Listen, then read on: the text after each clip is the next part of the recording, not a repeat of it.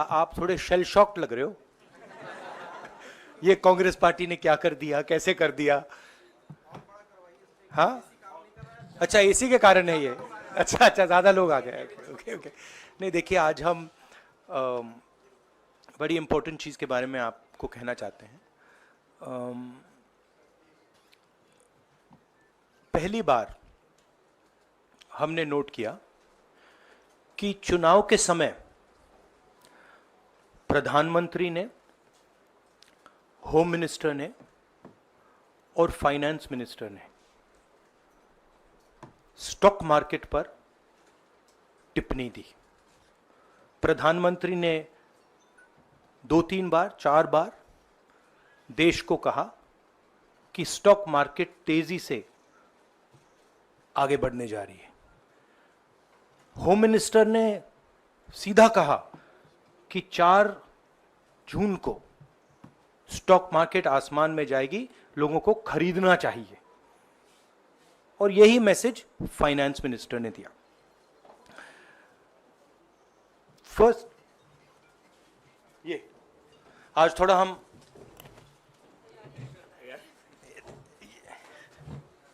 तो ये क्रोनोलॉजी है। अमित शाह कहते हैं बाय शेयर्स बिफोर 4 जून। 19 में नरेंद्र मोदी जी कहते हैं stock market will break records on June 4। फिर 28 मई को रिपीट करते हैं। 1 जून मीडिया झूठे एग्जिट पोल रिलीज करती है। बीजेपी का ऑफिशियल जो इंटरनल सर्वे था वो उनको 220 सीट दे रहा था। तो ये इंफॉर्मेशन बीजेपी के लीडर्स के पास था। इंटेलिजेंस एजेंसीज ने 200 और 220 के बीच में सरकार को बताया था कि उनकी सीट्स आ रही हैं। 3 जून को स्टॉक मार्केट सारे रिकॉर्ड तोड़ देता है और 4 जून को खटाक से स्टॉक मार्केट अंडरग्राउंड चला जाता है। अगला स्लाइड दिखाइए जरा। ये देखिए, 31 मई massive stock activity, more than double what was there on 30th, more than double what was there on 29, 28. ये अनोमली देखिए। ये कौन लोग हैं?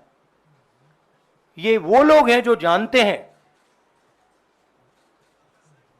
कि कोई ना कोई घपला हो रहा है। हजारों करोड़ रुपए यहां पे इन्वेस्ट हुए हैं, फॉरेन इन्वेस्टर्स ने इन्वेस्ट किए हैं। और उसके बाद 30 लाख करोड़ रुपए का लॉस होता है। किसका लॉस होता है? रिटेल इन्वेस्टर्स का लॉस होता है। तो ये जो आप देख रहे हैं हिंदुस्तान की स्टॉक मार्केट की हिस्ट्री का सबसे बड़ा स्कैम है। और इसके बारे में हम कुछ सवाल पूछना चाहते हैं। पहला सवाल, why did PM&HM give specific investment advice to the 5 crore families investing in the stock market? Is it their job to give investment advice? Second, why both interviews were given to the same media house owned by the same business group which is also under SEBI investigation for manipulating stock market? Third, what is the connection between the BJP, the fake exit pollsters and the dubious foreign investors who invested 1 day before the exit polls were announced and made a huge profit at the cost of 5 crore families? We demand a JPC into this. We are absolutely convinced that this is a scam. Somebody has made thousands of crores of rupees at the cost of Indian retail investors, and the Prime Minister and the Home Minister have given an indication to buy. And this is a criminal act. So we demand today a joint parliamentary committee to investigate this. मैं हिंदी में बोल देता हूं, प्रधानमंत्री ने देश की जनता को इन्वेस्टमेंट एडवाइस क्यों दी, और 5 करोड़ परिवारों को जो इन्वेस्ट करते हैं उनको प्रधानमंत्री ने, होम मिनिस्टर ने स्टॉक खरीदने का आदेश क्यों दिया। दूसरा, दोनों इंटरव्यूज जो किए गए थे वो अदानी जी के जो चैनल्स हैं उनको दिए गए थे, उन पर सेबी का इन्वेस्टिगेशन हो रहा है, तो उन चैनल्स का क्या रोल है। और बीजेपी के बीच में जो फेक एग्जिट पोलस्टर्स हैं और ये जो फॉरेन इन्वेस्टर्स हैं, इनके बीच में क्या कोई रिश्ता है, और अगर रिश्ता है तो क्या है। हम जेपीसी चाहते हैं, हम इन्वेस्टिगेशन चाहते हैं, और देश इसकी सच्चाई जानना चाहता है। धन्यवाद। शुक्रिया राहुल जी। साथियों, अभी राहुल जी ने आपको स्पष्ट तरीके से क्रोनोलॉजी समझ लिया है। बार बार गृह मंत्री कहते थे अब क्रोनोलॉजी समझिए। आज राहुल जी ने देश को क्रोनोलॉजी समझाया है। इसके ऊपर अगर आपके सवाल हैं तो एक एक करके आप पूछेगा, एक एक करके पूछेगा। I haven't said the chronology in English, so I'll say the chronology in English. 13th May 2024, the Home Minister says, buy shares before 4th of June. This is a clear indication to retail investors and others to buy stock. 19th May, for the first time, and then repeatedly until the 28th May, the Prime Minister says that the stock market is going to break records on 4th June.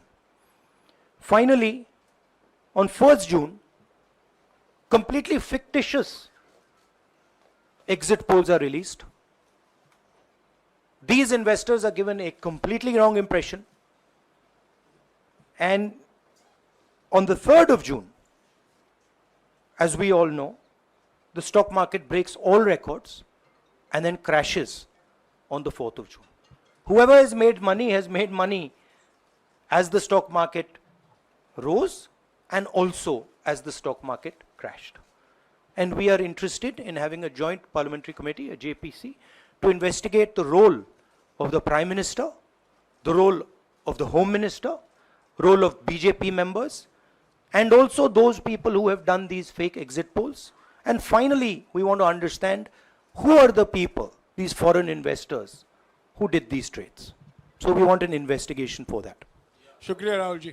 हाँ संजय।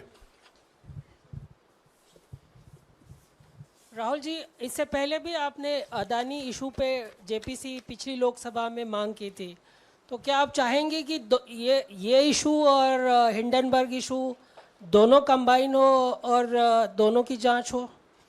ये जो issue है, this is a broader issue than just the Adani issue. It is connected to the Adani issue, but this is a much broader issue. This is directly the Prime Minister of India, Home Minister, who are privy to data on actual election results, who have IB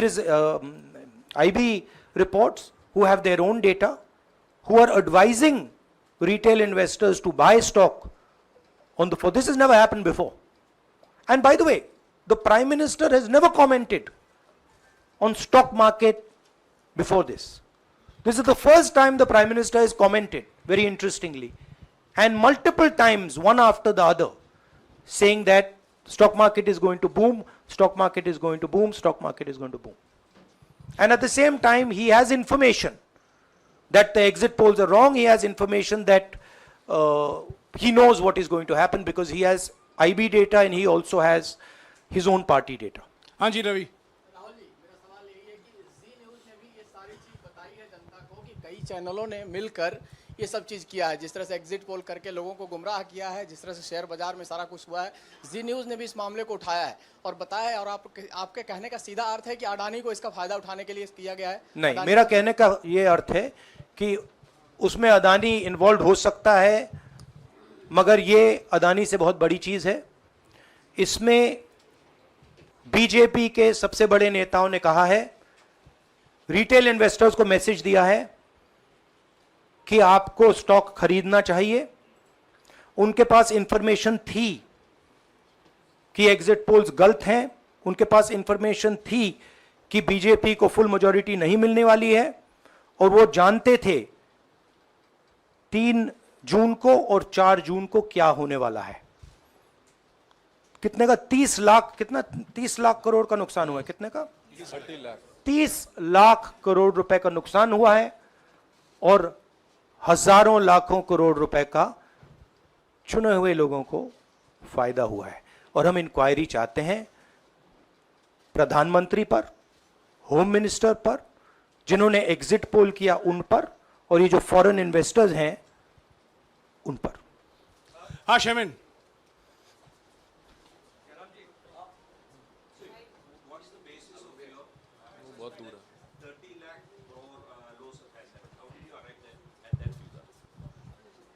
Do you want to explain it? This is based on the value, market value of all the companies the day before the results came, and the market value of the stock market of all the companies at the end of the day on results. हाँ संजीव, एक minute Sanjeev. Rahulji, you've talked about, are you alleging the involvement of the Prime Minister and the Home Minister? Yes. And whose money is it? Yes, Are you that, saying that that is it what their I am saying. money? I am saying that people very high up in the BJP have carried out this scam. I am saying they had partners who carried out these exit polls. We would like to know if these exit polls were actually carried out, if people were actually sent out. And we'd also like to know the methodology of these polls. We'd like to understand who these investors are. We have some sense of who these investors are. So we are not just speaking out of the air. We are confident that if an investigation is done, interesting things will be revealed. And we think the Prime Minister and Home Minister are directly involved in this. हाँ Siddharth, companies की भी आपको लगता है जांच होनी चाहिए जिनके शेयर बहुत अप गए, जिनके सबसे ज्यादा शेयर खरीदे गए और जिनके शेयर उसके बाद में बीच में बेचे भी गए, तो उन कंपनीज का भी को भी इस दायरे में आना चाहिए, आपको लगता है? हमारा कहना है कि यहाँ पे बड़ा क्लियर है कि स्कैम हुआ है। प्रधानमंत्री ने डायरेक्टली कहा है, होम मिनिस्टर ने डायरेक्टली कहा है, इंडिकेट किया है जनता को कि स्टॉक मार्केट ऊपर जाएगी। होम मिनिस्टर ने तो साफ कह दिया कि खरीदना चाहिए। और जब प्राइम मिनिस्टर और होम मिनिस्टर और फाइनेंस मिनिस्टर ऐसी बात करते हैं तो उसका रिएक्शन आता है, लोग उसको बिलीव करते हैं। तो बिल्कुल क्लियर है कि इन 3 लोगों ने कहा है। यह भी क्लियर है कि इनको मालूम था कि रिजल्ट 400 का नहीं है, 300 का भी नहीं है। तो ये हम पता लगाना चाहते हैं, उसमें आप जो कह रहे हो वो भी शामिल है। राहुल जी, ब्रह्म प्रकाश दुबे, इंडिया डेली लाइफ से। मेरा सवाल यह है कि जो आपने बताया है इतना बड़ा स्कैम है, पहले भी आपने कई मामले उठाए हैं, जेपीसी की मांग पहले नहीं मांगी गई है, तो क्या आपने कहा ये आपराधिक मामला है, क्या कोर्ट में जाएंगे या पुलिस में शिकायत दर्ज करेंगे, क्योंकि आप कह रहे बहुत बड़ा घोटाला है ये? नहीं भैया, मैंने अभी आपको शिकायत दर्ज करेंगे क्योंकि आप कह रहे बहुत बड़ा घोटाला है ये? नहीं भैया, मैंने अभी आपको बोला हम जेपीसी डिमांड कर रहे हैं, इन्वेस्टिगेशन डिमांड अगर नहीं मांगते तो पुलिस में, कोर्ट में जाएंगे? जो भी करना है करेंगे, बट हम आपको ये इंफॉर्मेशन दे रहे हैं कि ये जो हुआ है ये नॉर्मल चीज नहीं है। इसमें प्रधानमंत्री ने इंडिकेशन दिया है, होम मिनिस्टर ने इंडिकेशन दिया है, फाइनेंस मिनिस्टर ने इंडिकेशन दिया है, अदानी जी के चैनल्स के थ्रू इंटरव्यूज किए हैं, और फाइनली लोगों ने इन्वेस्ट किया है, लोगों ने फाइनेंशियल एक्शन लिया है, कंपनीज ने शेयर खरीदे हैं। इसी विषय पर एक मिनट इसी विषय पर, इस स्टॉक मार्केट घोटाले पर ही हम सवाल ले रहे हैं। मौसमी, इसी विषय पर कीजिएगा बस। एक मिनट, आ रहा हूं यार, एक मिनट, राहुल जी, एक करके आ रहा हूं यार। राहुल जी, हम लोग ने पहले भी देखा है कि आप लोग ने कई बारी जब सेशन होता है तो सत्ता पक्ष और विपक्ष आमने सामने होता है, जेपीसी की मांग होती है और सेशन पे सेशन वॉश आउट हो जाते हैं और जनता का पैसा वेस्ट होता है। तो क्या आपको ये तो लगता है बीजेपी की लाइन है। तो क्या नहीं, मतलब जनता का पैसा के सेशन वाटर आप ऐसी टी शर्ट ले लो ना एक, मुझे मैं आपको टी-शर्ट दे लेने दूंगा, की जरूरत नहीं है। उनका उनका वो सिंबल दे दूंगा आपको, ये राहुल उनकी जी, लाइन है। सवाल आपको पसंद नहीं आए वो अलग बात है, पर आपको किसी नहीं, के सवाल साथ मुझे इस तरह बहुत से पसंद आ रहा है। इस तरह से उंगली उठाने की जरूरत नहीं है। आप चेक बहुत अच्छा लग रहा है, बोलिए। बीजेपी का बैच पहनने की आप जरूरत सवाल नहीं। पूछे ना, सवाल नहीं, आपको भी जयराम साहब ये बोलना चाहिए, नहीं, सवाल गलत पूछिए, बात है। सवाल पूछे। मेरा बस ये सवाल था कि जेपीसी की मांग पे कई बारी कामकाज ठप हो जाता है, तो क्या आपको लगता है कोई और भी राह आप लोग सड़क की राह इख्तियार कर सकते हैं, क्योंकि ये आम आदमी का पैसा है। हम जनता को एक रियलिटी बता रहे हैं कि यहाँ पे क्लियरली एक स्कैम हुआ है। यहाँ पे प्राइम मिनिस्टर ने इंडिकेट किया है, यहाँ पे होम मिनिस्टर ने इंडिकेट किया है, यहाँ पे फाइनेंस मिनिस्टर ने इंडिकेट किया है। नॉर्मली बीजेपी की ये पोजीशन होती है कि जब भी हम कोई मुद्दा उठाते हैं तो हम पार्लियामेंट का टाइम वेस्ट कर रहे हैं। वही पोजीशन आपने अपनाई है, इसीलिए मैंने आपसे कहा कि देखिए आप बीजेपी की पोजीशन ले रही हैं। रियलिटी एक सेकंड, रियलिटी ये है कि हम जेपीसी करवाएंगे। अब ऑपोजिशन में बहुत ज्यादा ताकत है, बहुत ज्यादा स्ट्रेंथ है और पूरा जो पार्लियामेंट का की सिचुएशन है वो बदल गई है। हाँ जैनेंद्र, राहुल जी, जेपीसी की मांग जो आपने की है वो तो पार्लियामेंट सेशन में होगी, लेकिन ये जो आम निवेशक हैं देश भर के जिनका 30 लाख करोड़ डूबा है, उनमें कर्नाटक के, तेलंगाना के, हिमाचल के भी लोग होंगे। तीनों राज्यों में आपकी सरकार है, क्या राज्य की जो जांच एजेंसी है उसके जरिए आप जो उन राज्यों के निवेशकों का कम से कम पैसा डूबा है, ये जो आप पूरे नेक्सस की बात आप कर रहे हैं, गुमराह करने की बात कर रहे हैं, क्या वहां से कोई इसके बारे में कार्रवाई की हम उम्मीद कर सोचा सकते जा हैं? सकता है, सोचा जा सकता है, बट ऐसी चीज के लिए शायद जेपीसी सही औजार होगा। हाँ Ranjita, last question. Ranjita, okay, Mohit is asked, Ranjita यार आप पूछते रहे। मोहित चलो। आपको ऐसे सर मैं He's upset with me. Sir मैं मोहित आपने चमत्कार किया, पूछ लीजिए। सर मैं मोहित हूँ, न्यूज नेशन से। सर, नहीं जानता हूँ।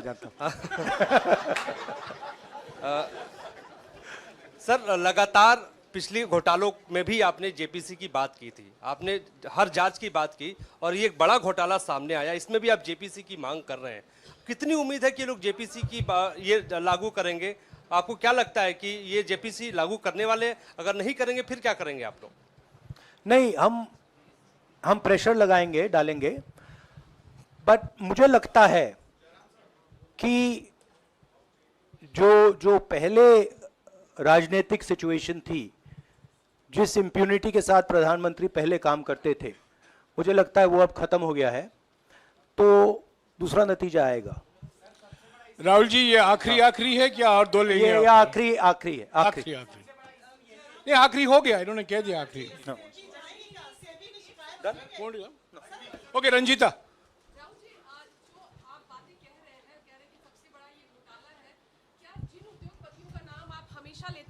चुनावी जो रैलियां रही हैं उसमें भी और उसके बाद भी, क्या आप कहना चाहते हैं कि सरकार ने मदद की है उन उद्योगपतियों को और अमीर बनाने में? नहीं, मैं कह रहा हूं, मैं सिर्फ सरकार की बात नहीं कर रहा हूं, मैं दो इंडिविजुअल्स की बात कर रहा हूं। प्रधानमंत्री ने और हिंदुस्तान के सब रिटेल इन्वेस्टर्स जिनको नुकसान हुआ है, मैं आपसे बोल रहा हूं, आपको यह बात समझ आ जाएगी। आपका पैसा गया है, आपकी कमाई गई है, आपको नुकसान हुआ है, और इसमें करोड़ों युवा हैं जो ईमानदार हैं। तो नरेंद्र मोदी जी ने, अमित शाह जी ने आपको मैसेज दिया कि 4 तारीख को स्टॉक मार्केट आसमान छुएगी, और आपने उन पर भरोसा किया। मगर सच्चाई यह थी कि नरेंद्र मोदी को मालूम था कि 4 जून को स्टॉक मार्केट आसमान नहीं छुएगी, 4 जून को स्टॉक मार्केट का जबरदस्त नुकसान होने जा रहा है, क्योंकि उनके पास इंटेलिजेंस की रिपोर्ट थी और बीजेपी का जो इंटरनल असेसमेंट था 220 सीट का, वो उनके हाथ में था। तो मेरा ये सवाल है और मैं आपसे इन्वेस्टर से कहना चाहता हूं कि आपको जो चोट पहुंची है, जो आपको दर्द हुआ है, वो चोट नरेंद्र मोदी जी और अमित शाह के बयान ने आपको पहुंचाई है। और हजारों करोड़ रुपए किसी ना किसी ने चोरी की है, वो आपके जेब से गए हैं, रिटेल इन्वेस्टर्स के जेब से गए हैं। तो मैं चाहता हूं, आपके लिए बोल रहा हूं, मैं आपके लिए बोल रहा हूं कि इन्वेस्टिगेशन होना चाहिए, पता लगाना चाहिए कि प्रधानमंत्री जी ने, होम मिनिस्टर ने आपको यह गलत इंफॉर्मेशन क्यों दी, और ये कौन लोग हैं, इन्वेस्टर्स जो हैं, फॉरेन इन्वेस्टर्स हैं, जिन्होंने इस दिन फायदा उठाया। ये देखिए ग्राफ है, ये रेड चार्ट जो है, इसको देख लीजिए। ये नॉर्मल ट्रेडिंग है, ये नॉर्मल ट्रेडिंग है, ये ग्रे वाली नॉर्मल ट्रेडिंग है, और ये जो ट्रेडिंग है ये अबनॉर्मल ट्रेडिंग है, ये 2-3 गुना है, और फिर ये हुआ है नुकसान। तो ये नरेंद्र मोदी जी और अमित शाह से मैं पूछ रहा हूं कि आप में इसमें आपका क्या रोल था, और रिटेल इन्वेस्टर्स के लिए पूछ रहा हूं, आपकी मदद करने के लिए पूछ रहा हूं, और इन्वेस्टिगेशन होगा तो आपके लिए होगा। धन्यवाद।